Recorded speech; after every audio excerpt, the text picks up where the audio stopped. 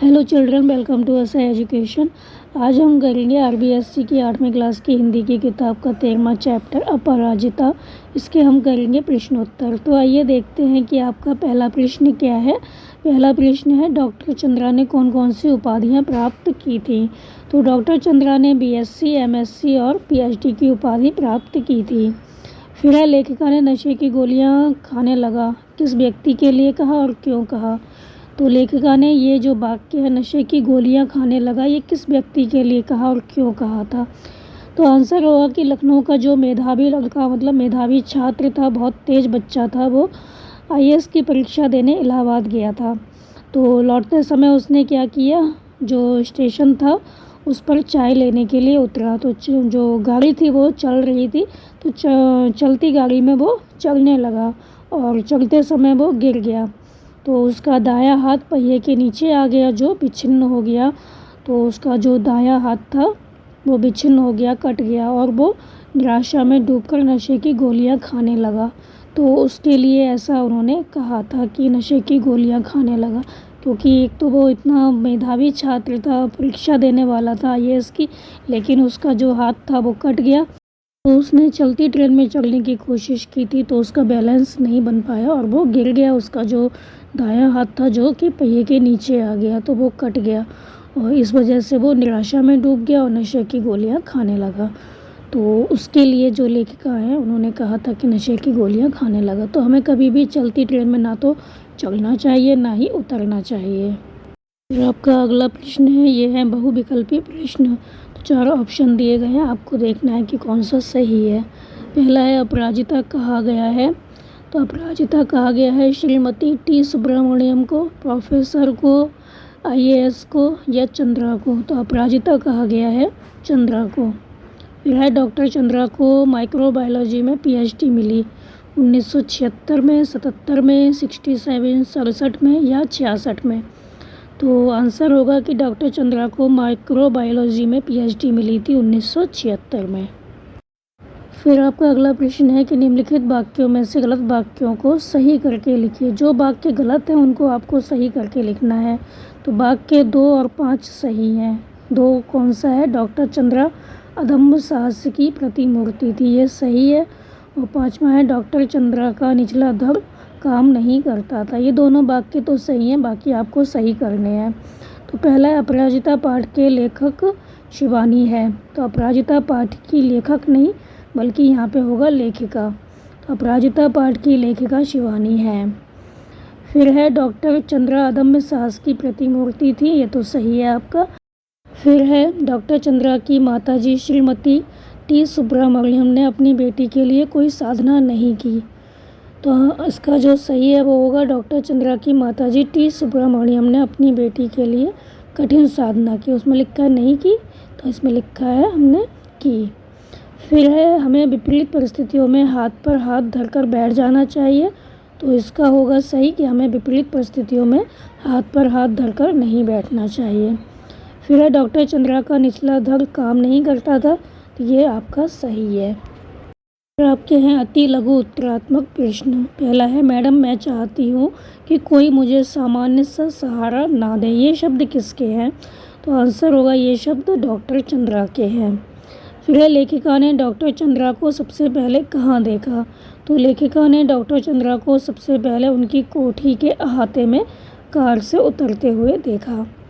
फिर है, वीरजन्नी पुरस्कार किसे मिला। वीरजन्नी का पुरस्कार डॉक्टर चंद्रा की माता श्रीमती शारदा सुब्रमण्यम को मिला था। फिर आपका अगला प्रश्न है कि डॉक्टर चंद्रा की शारीरिक अक्षमता उसका साहस थी कैसे। तो ये आपके हैं लघु उत्तरात्मक प्रश्न। तो डॉक्टर चंद्रा की शारीरिक अक्षमता जो थी वो उसका साहस थी कैसे। तो आंसर होगा, डॉक्टर चंद्रा का निचला जो धड़ था एकदम निर्जीव था, परंतु फिर भी वो अपने सारे काम अपने आप ही करती थी। तो उनमें अपंग होने की जो हीन भावना होती है लोगों के अंदर, वो बिल्कुल नहीं थी। लोग सोचते हम अपंग हैं, हमारे पैर काम नहीं कर रहे, हाथ काम नहीं कर रहे, तो वो कोई काम नहीं करते, हीन भावना से ग्रस्त रहते हैं। लेकिन उसमें अपंग होने की जो हीन भावना है वो बिल्कुल भी नहीं थी। वह अपनी अपंगता से मुकाबला करती रहती थी और ज़िंदगी में प्रत्येक काम बड़े साहस से करती रही। अपनी शारीरिक अक्षमता से ही वह साहस रखकर अपने जीवन को ढालने में सफल रहीं। तो उनकी जो शारीरिक अक्षमता थी वो उनका साहस थी। फिर आपका अगला प्रश्न है कि ईश्वर सब द्वार एक साथ बंद नहीं करता, सारे दरवाजे एक साथ बंद नहीं करता। यदि एक द्वार बंद करता भी है तो दूसरा खोल देता है, दूसरा द्वार खोल देता है। तो यदि एक दरवाज़ा बंद भी करता है तो दूसरा दरवाज़ा खोल देता है। मतलब जो ईश्वर है वो सभी रास्ते बंद नहीं करता। यदि रास्ता बंद करता है तो दूसरा रास्ता खोल देता है। मतलब ज़िंदगी में कुछ ना कुछ करने के लिए हमें होता ही है। तो चंद्रा की माताजी ने यह बात क्यों कही थी?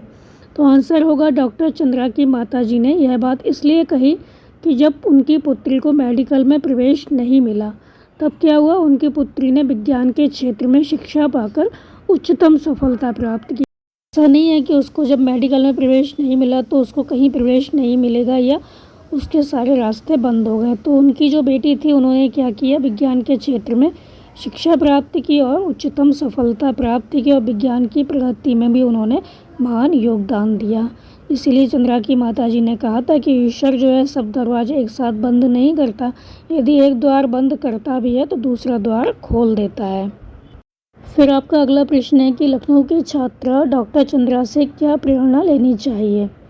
तो आंसर होगा कि लखनऊ की छात्रा डॉक्टर चंद्रा से अपंग होने पर भी साहस रखने, अपने शरीर के अक्षम होने पर भी मानसिक संतुलन रखकर प्रतिभा का उपयोग करने, जीवन से निराश न होकर पूरी तरह स्वावलंबी बनने की प्रेरणा लेनी चाहिए। तो कौन कौन सी जो बातें हैं वो सीखनी चाहिए हमें डॉक्टर चंद्रा से कि वो अपंग थी लेकिन उनमें बहुत अधिक साहस था। तो हमें साहस नहीं खोना चाहिए। अगर कोई व्यक्ति अपाहिज है तब भी उसको अपना मानसिक संतुलन बनाकर रखना चाहिए, अपनी जो प्रतिभा है उसका उपयोग करना चाहिए, जीवन से निराश नहीं होना चाहिए, दूसरों पर आश्रित नहीं रहना चाहिए। ये सारी हमें प्रेरणा लेनी चाहिए। अपनी बुरी नियति पर आंसू ना बहाने और बुद्धि के बल पर सारे काम करके जिजीविषा रखने की प्रेरणा भी उससे मिलती है। तो हमें ये नहीं सोचना चाहिए कि हमारा भाग्य कितना ख़राब है, हम आंसू बहाते रहें। और तो हमें अपनी बुद्धि के बल पर सारे काम करने चाहिए और जिजीविषा रखने की प्रेरणा भी उससे मिलती है। मतलब जीने की इच्छा हमें अपने अंदर रखनी चाहिए, हमारे अंदर जीने की इच्छा होनी चाहिए। ये नहीं सोचना चाहिए कि भगवान ने हमारे साथ बहुत बुरा किया, हम बहुत अभागे हैं।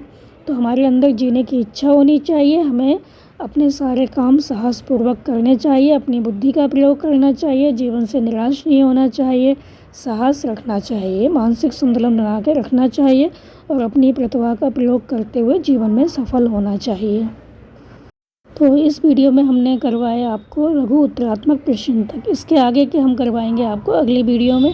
तो आप इनको अच्छे से समझ कर याद कर लीजिए और हमारे चैनल असह एजुकेशन को लाइक कीजिए, सब्सक्राइब कीजिए और शेयर करना बिल्कुल मत भूला करिए। Thank you.